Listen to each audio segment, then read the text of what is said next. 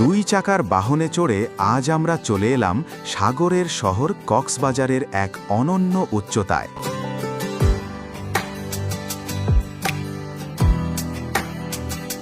পাহাড়ের আঁকাবাঁকা পথ বেয়ে আমাদের গন্তব্য হিলটপ সার্কিট হাউস।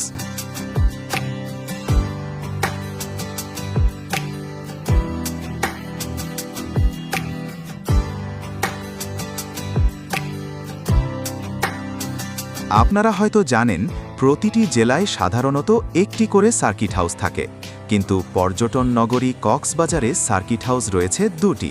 একটি পাহাড়ের নিচে, যাকে বলা হয় হিল ডাউন, আর আমরা যেখানে দাঁড়িয়ে আছি সেটি পাহাড়ের চূড়ায় অবস্থিত হিলটপ সার্কিট হাউস।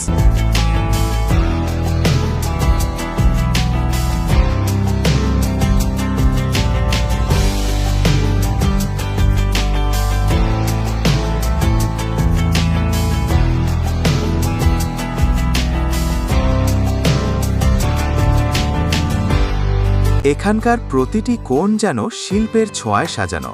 ভবনের দেওয়ালে পাথুরে খোদাইয়ে ফুটে উঠেছে সমুদ্র তলের বিস্ময়কর জগৎ, মাছ, সামুদ্রিক প্রাণী আর প্রবাল। অন্য এক দেওয়ালে দেখা যায় আমাদের ইতিহাসের প্রতিচ্ছবি, যা বর্তমানের সাথে অতীতের এক মেলবন্ধন তৈরি করেছে। এখানকার স্থাপত্যশৈলী যেমন সুন্দর, পরিবেশটা তেমনই শান্ত। একটু সামনে এগোলেই চোখে পড়বে একটি সাদা রঙের প্যাগোডা। পাহাড়ের এই উঁচু নির্জনতায় প্যাগোডাটি যেন প্রশান্তির এক প্রতীক হয়ে দাঁড়িয়ে আছে।